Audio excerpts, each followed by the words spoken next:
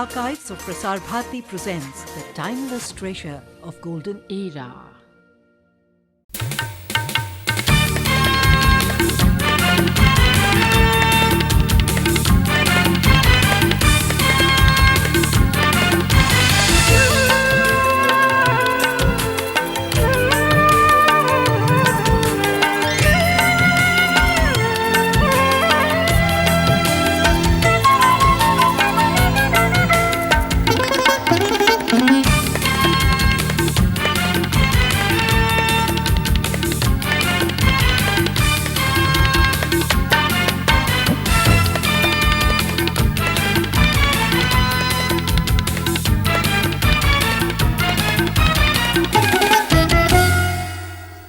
Hello and welcome to Living on the Edge.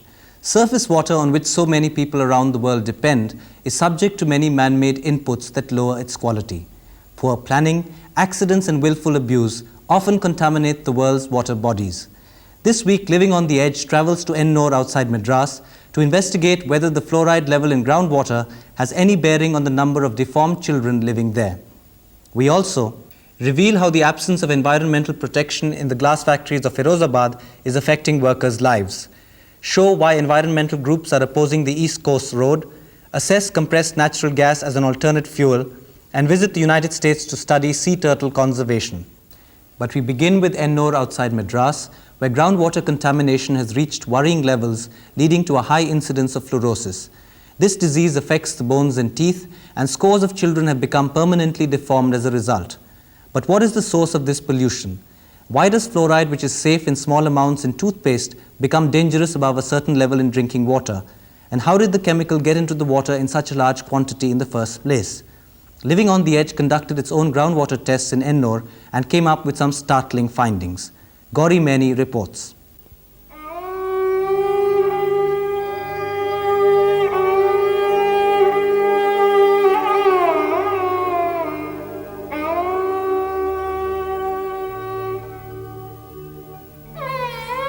At first glance, Murthy seems like an ordinary young man, but if you look at him closely, you'll see a difference that is startling.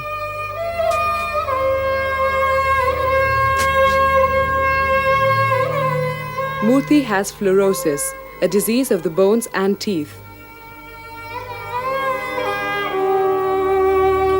வாழ்க்கை ரொம்ப கஷ்டமாக தான் இருக்குது. இந்த மாதிரி கால் இது போல் ஆயிருந்ததுனால ரொம்ப ப்ராப்ளமாக தான் இருக்குது. அவங்க கேட்டபடியே ஒன்றும் பெரிய ப்ராப்ளமாக இருக்குது. ஒரே மனசு ஃபீலிங்காக தான் இருக்குது. Fluorosis, it affects the teeth.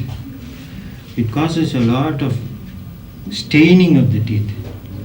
And then there is a lot of striations, whitish patches because of deposit of fluorine.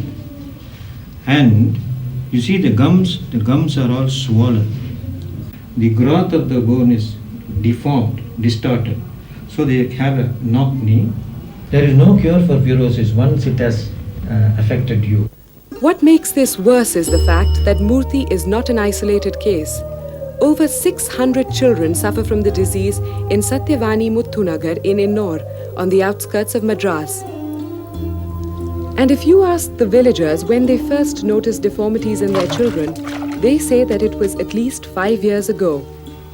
In fact, the popular Tamil film Tanir Tanir, meaning water, water, gave them a clue to the cause of their affliction.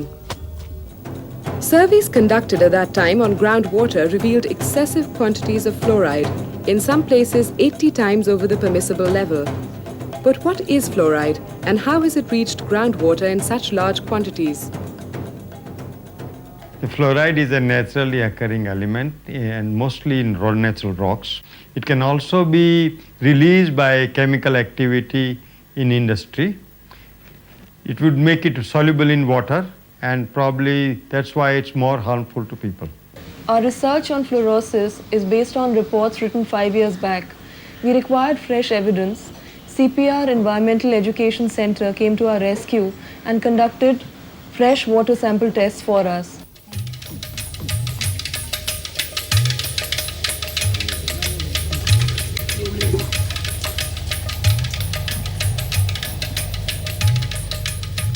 The tests were necessary because of the time that had elapsed since the water was last tested and to ascertain the extent of the existing problem, if any. We collected samples from Satyavani Muthunagar, Ennore, and we analyzed the fluoride content of every sample is highly above permissible limit. Having established high levels of groundwater pollution, Living on the Edge decided to investigate the source of the pollution. Local people we spoke to were convinced that the blame lay on the nearby phosphatic fertilizer factories. கொத்தாய் நிறுவனம் தண்ணி விளைவுனால கழிவு நீர்னால இந்த ஏற்பட்டனால சின்ன வயசுலேருந்து குடிநீர் தாக்கினால அதுலேருந்து சாப்பிட்டது இந்த மாதிரி ஆயிடுச்சு. The conversion of phosphate to superphosphate is known to have fluoride as a byproduct. We totally deny this because, as I told, in the manufacturing process of single superphosphate, no solid effluent is generated which can create this fluoride leak. Local inhabitants, however, insist that they have photographs to prove that a leak did occur. And when we put this to Mr. Devdas of Kothari Chemicals, he contended that his factory was adjacent to a low-lying area which could get filled with water during the monsoons. And this aquatic pressure might have resulted in water coming out on the other side, that is in the Satyavani Muthunagar. But Mr. Devdas's explanation does not indicate how fluoride pollution is greatest in areas closest to the factory. Those who would defend the factory say a report as far back as 1963 had revealed a high fluoride content in groundwater. But again, this does not explain why the first case of fluorosis was reported only in 1988 and not earlier. When we tried to film the EID Parry premises, we were told off camera that we couldn't because they used Western technology which could not be publicized. I'm not in a position to comment. Possibly hydrologists who have a much better professional knowledge about these things, they should be in a position to say what really is the cause of the problem there. You see, obviously if there is a concentration in the village water or wells, it has to come from external source, and it could only be possibly from industries or chemical processes which are handling or releasing fluoride. And phosphatic factory are the prime source of fluoride pollution. So it has to be from them unless approved otherwise. The thing is, we cannot prove it because they have obtained judgments from courts stating that even before the erection of a factory, that groundwater is spoiled. They have brought a judgment. So it is a complicated issue. Ultimately, there seems to be no end to the impasse. Courts have been unable to offer a solution, and although everyone is agreed that fluoride levels in the water are high, no one is willing to take responsibility for the cleaning up operation. Besides, independent analysts doubt the efficacy of conventional defluorination, given the presence of other impurities. It not only contains fluorine, it also contains sulfur and other chemicals. Total dissolved solids is more than 8,000. So it's very difficult to put up a defluorination plant. But for the inhabitants of Satyavani Muthunagar, there is now a glimmer of hope. The government has recently created an alternate water supply for the villagers. Unfortunately, it just isn't enough. குழாய் மூலமாக தண்ணி வருதுங்க 1 hour தான் 1 மணி நேரம் தாங்க வருது அந்த 1 மணி நேரம் வரது ஒரு வீட்டுக்கு ஒரு குடம் கூட கிடைக்கல. Although the water shortage in Madras is almost legendary, in Satyavani Muthunagar, the absence of sufficient water, coupled with the lack of adequate information about fluorosis, could result in scores of unsuspecting people being affected by the disease. And that will be a debilitating reminder of the danger of ignoring a problem that has persisted for decades, affected hundreds of people, and yet defies all solutions.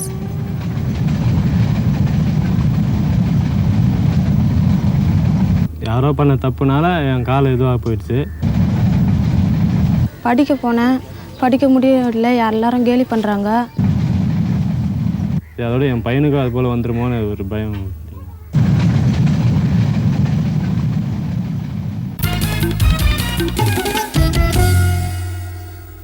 Still to come, the odds that glass factory workers labor against, why the East Coast Road may be environmentally unsound, the suitability of CNG as an alternate fuel, and sea turtle conservation in the United States. Although international attention is focused on the Taj to see if efforts to restore the monument are successful, there are other serious implications to the pollution in Agra and its environs that have been ignored for far too long. Few are even aware of the untold human suffering in areas close to the Taj, where environmental protection is ignored in the frenzied search for higher profits. Priya Somaya visited the glass factories in Firozabad, where workers toil for hours each day in front of furnaces that reach temperatures of over 300 degrees centigrade. Her story reflects the shocking indifference of factory owners, as well as the suffering that goes into the making of beautiful bangles women wear.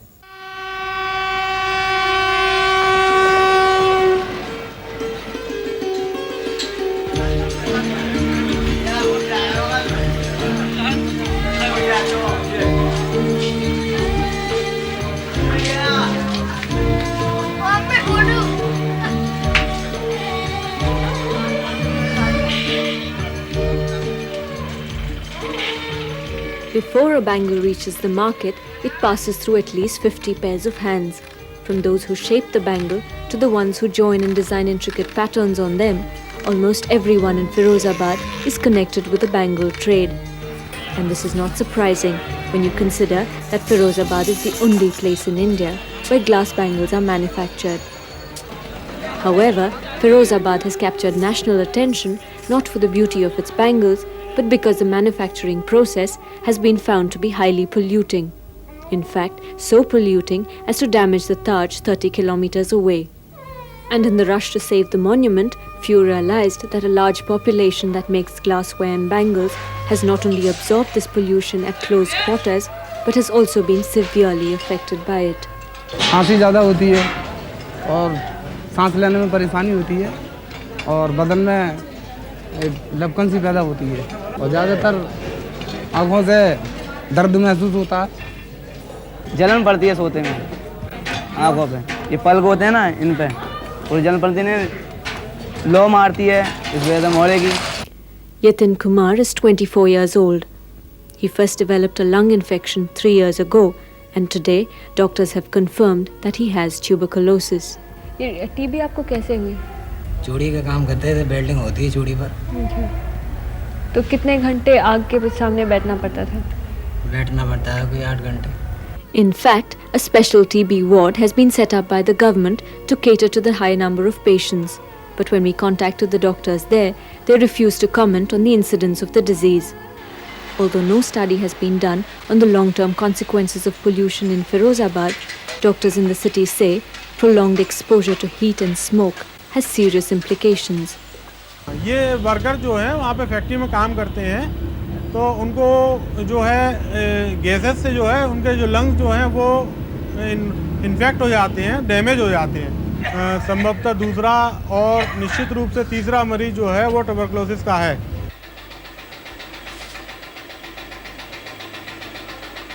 And because making bangles requires long hours of concentrated work, many workers also develop eye problems. Perhaps the single biggest cause of health hazard to the workers is the old and almost primitive technology the factories use. There is almost no ventilation for the furnaces, where temperatures often touch over 200 degrees centigrade. It is here that laborers toil for over 8 hours each day, inhaling the fumes in an environment most have become accustomed to. Indeed, this is their livelihood, and they've even become oblivious to the ailments that can become debilitating in the long run. तकलीफ तो खैर कोई नहीं होती है, ये है कि गर्मी काफ़ी लगती है हम लोगों को. बाहर जाते हैं तो हवा लेते हैं ना तो अच्छा लगता है कि बाहर हवा ले रहे हैं. यहाँ पे तो गर्मी लगती है ना, काम करता है तो मजबूरी करना पड़ता है ना. It's very likely that good many of workers which have a very low nutrition level would be severely strained and tired because of the thermal exposure. Ironically, factory owners we contacted not only refuse to acknowledge that working conditions are abysmal, but also insist that the searing heat has no effect on the workers. ये तो habitual भी हो जाते हैं और फिर अंदर से हीट जो होती है वो तो फर्नेस के अंदर ही रहती है, इन पर कोई असर हीट का नहीं होता है. टीबी डिसीज़ का जो थोड़ा सा बात है वो जो घर में जॉइनिंग करते हैं वहाँ थोड़े से प्रश्न इस बात का उठता है क्योंकि वो एक बंद कमरे के अंदर जॉइनिंग का प्रोसेस करते हैं और केरोसिन लैंप्स पर करते हैं. तो फैक्ट्रीज में भी जो वर्कर्स हैं उनको भी ज़्यादा उनमें ऐसा कोई इफेक्ट टीबी का नहीं है. Strangely enough, most people in and around Firozabad are seemingly oblivious to the constant pollution they are exposed to. Hundreds of small industries in congested residential areas spew noxious gases into the atmosphere. ये धुएं की वजह से आपको तकलीफ नहीं होती? नहीं नहीं नहीं, ऐसी कोई बात नहीं है जी। हम लोगों में तो ऐसा माहौल बन गया है, इस धुएं से हमें कोई तकलीफ नहीं है, कोई परेशानी नहीं। क्यों करेंगे, धंधा है ना हमारा। अब इस धंधे में हम धुएं की बात देखें तो हमारा धंधा जाता है, रोटी रोजी जाती है। कोई पॉल्यूशन नहीं होता, कोई खतरा नहीं होता, किसी तरह का कोई परेशानी किसी को नहीं होती। एयर में ट्यूबरकुलोसिस के जम्स बहुत ज़्यादा हैं, क्योंकि यहाँ के जो एटमॉस्फेयर में एक तो धुआं ज़्यादा रहता है, तो बाकी के जो लोग फैक्ट्री में काम नहीं करते हैं उनको भी ये इन्फेक्शन हो जाता है। And the implications of this are even more alarming when one considers how young children are affected. पहले साल के अंदर अंदर ही बच्चों में धीरे धीरे ब्रोंकाइटिस की इंसिडेंस धीरे धीरे बढ़ने लगती है। This implies that future generations will grow up with weak constitutions and increasingly prone to serious diseases.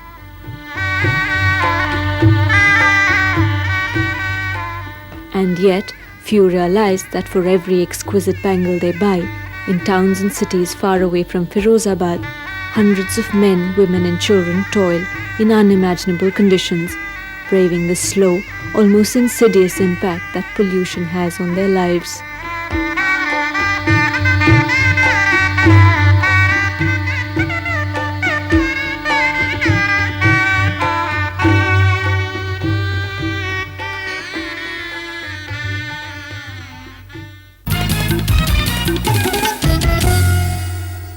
Still to come, why the East Coast Road may be environmentally unsound, the suitability of CNG as an alternate fuel, and sea turtle conservation in the United States.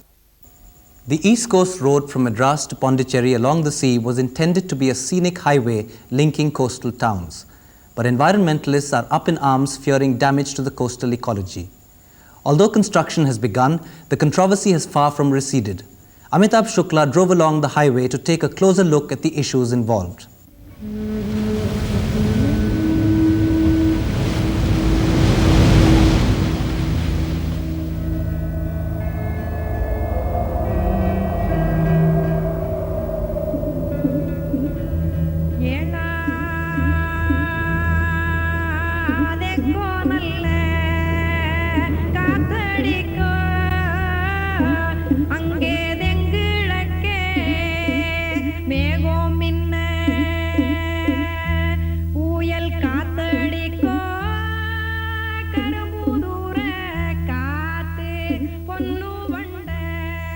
I feel I am of the opinion and I am confident they are misusing the word of environment. Strictly speaking, they are misusing. After all, what is the environment? Without cutting a tree, we cannot do any developments. In this case, environmentally as well as economically and development wise, this road will not stand scrutiny.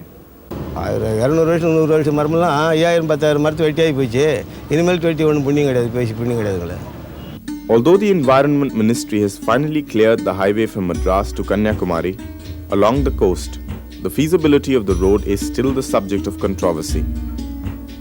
While the advocates of the highway insist that it will bring prosperity to a hitherto underdeveloped region, environmentalists fear irreversible damage to the coastal ecology.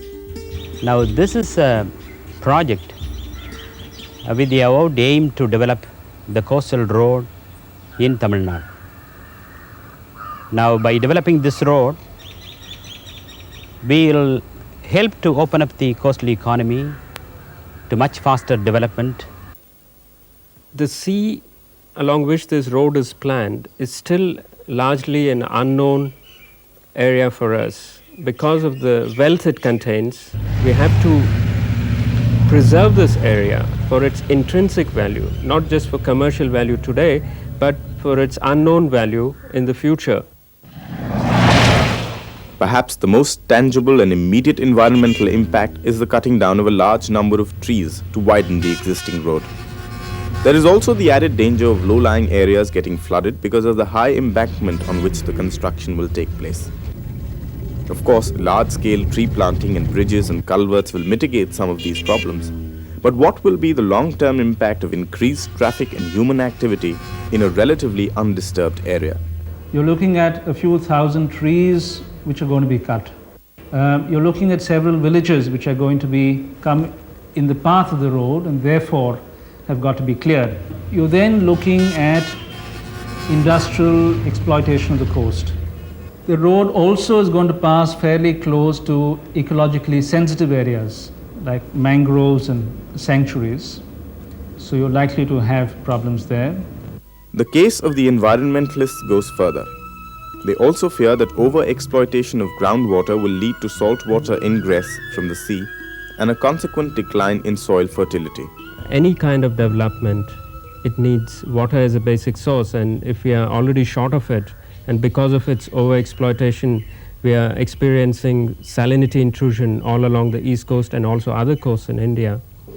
So this is going to be a major problem in the long term. But at the moment, the road is inevitable. Independent analysts have argued for a shifting of the highway further inland to minimize ecological damage. But this was rejected. Today, as construction on the East Coast Road continues, the price of land along the road has spiraled as investors prepare to move in. 5 years முன்னாடி ஒரு ground வந்து 2 லட்சம். இந்த road போடுறதா சொன்ன பிறகு இப்போ வந்து ஒரு கிரவுண்ட் வந்து 5 லட்சம். இந்த ரோடு போட்ட பிறகு ஒரு கிரவுண்ட் வந்து 10 லட்சம் விக்கும். Not surprisingly, villagers along the route were bitterly divided on the issue of the highway. Their primary concern was their everyday existence and how it was going to be affected. தற்பொழுது இங்கே இருக்கிற ரோட்லேயே எங்களது ஒரு 3 குழந்தைங்க ஆக்சிடெண்ட் ஆகி போயிடுது. இப்போ தற்சமயம் 2 வீட்டு நடுப்புற ரோடு வர்றதால நாங்கள் குழந்தைங்கள விட்டு எங்கன்னா வெளியே போகலாமா, போகாத வீட்டுக்குள்ளே இருக்க முடியுமா நாங்கள் எந்த நேரமும். அதால் எங்களுக்கு இந்த ரோடு வரது எங்களுக்கு ரொம்ப சங்கடமாக இருக்குது. எல்லாருக்கும் இது ஒரு பொது நன்மைங்க. இது எல்லாருக்கும், பணக்காரங்களும் சரி ஏழைக்கும் சரி, இது ஒரு பொது நன்மை. ரோடு போகிறது தப்பு இல்லை, கரெக்ட். நாங்கள் ராவில் படுத்து தூங்க பார்த்து ஒன்றா ரோடு போட்டு போகிறோன்னா ஊட்ட குழச்சிட்டு போட்டு போயிங்கன்னு இருந்தோம். Ultimately, the lives of thousands of people along the highways are going to change significantly, whether by land acquisition or industrial growth in the region. And yet, they have neither been informed nor educated about the intended benefits. And as construction begins in earnest, they wait to see what fate and development have in store for them.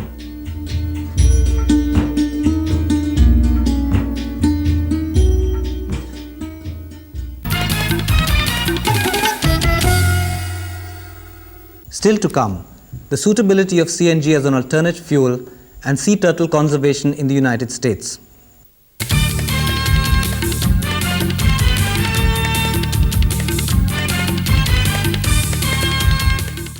To the salaried class, the ever-escalating cost of petrol is a constant drain on resources. But even if you manage to keep your car or two-wheeler running, ever-increasing pollution makes you wonder whether any sort of vehicle can meet the challenges of cost-effectiveness and environmental protection.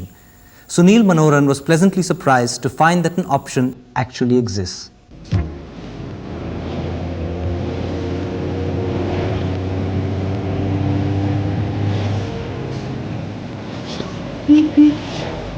For years, it was hailed as the people's car and a great leap forward in technology. Today, it is out of reach of millions of Indians, with the prohibitive price of petrol acting as another deterrent. And when you consider impact of pollution, you wonder whether any sort of vehicle is good for the environment. But hold your horses. If you have acquired a Maruti and you wish to convert it to a cheaper, environment-friendly fuel, then try compressed natural gas. To the uninitiated, CNG is a mixture of hydrocarbon gases and vapor, consisting largely of methane, which is compressed to a high degree for vehicular use. It burns efficiently without any significant exhaust. In fact, the emission level is 5 times lower than the norm prescribed for conventional cars. And that's not all. CNG vehicle owners have reported reduced oil consumption, lower maintenance costs, and extended engine life. CNG is more environmental friendly. It gives less pollution with respect to carbon monoxide and hydrocarbons as compared to petrol and diesel. The price of CNG is around 50% as compared to petrol. CNG being lighter than air disperses easily, making it far less combustible than any other fuel. This gives CNG vehicles an enviable safety record. Besides having a high octane rating, gas-driven cars prove less noisy than conventional ones, but the bottom line, which is strongly in favor of the new technology, is its cost. A kilogram of CNG costs a little under 11 rupees 50 paise, and gas-driven cars go much further on that than on a liter of petrol. एक तो आपका pollution नहीं होता है, एक cost जो है इसकी रनिंग कॉस्ट जो है ना तो 1/3 रह जाती है. But if natural gas presents such an exciting possibility, what is hampering its greater acceptance? Perhaps the single greatest inhibiting factor is the cost. In Delhi, it costs 26,000 rupees to buy a CNG kit, which is Italian made. Dealers are, however, optimistic that bulk orders will beat the price down. तो आप क्या सोचते हैं, लोग लगाएंगे future में ये? ज़रूर लगाएंगे, अगर थोड़ी सी कॉस्ट कम हो जाए किट की तो ज़रूर लगाएंगे लोग. Although it is impossible to determine precisely how many kilometers a vehicle is driven daily, a car driven for 100 kilometers a day at 10 kilometers per litre will retrieve the initial investment in 15 months. This has prompted one of the worst polluters in Delhi's roads, the Delhi Transport Corporation, to experiment with CNG. 6 buses have been fitted with imported kits and trials are underway. In the long term, the most enduring fact of CNG technology, its eco-friendliness, will probably be the least important consideration. Its future will be determined by conversion costs, the availability of kits, and a network of refueling stations.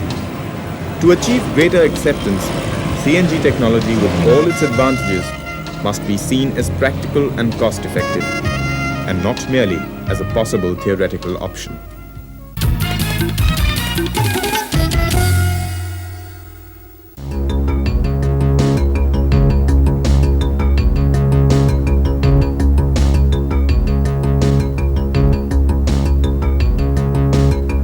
One survivor from the days of dinosaurs is the sea turtle.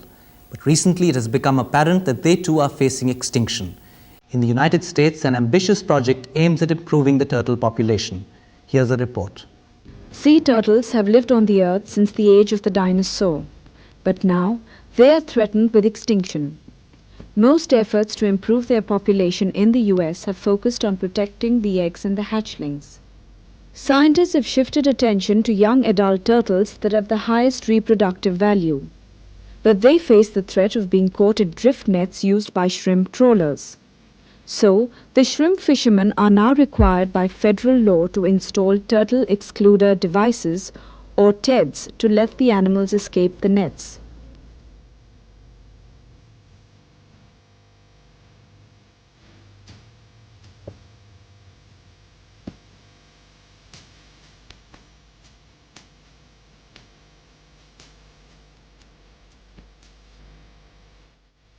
Crowder warns we should not rely solely on TEDs to recover turtle populations. He said other protection efforts have to continue to bring the sea turtle back from the brink of extinction.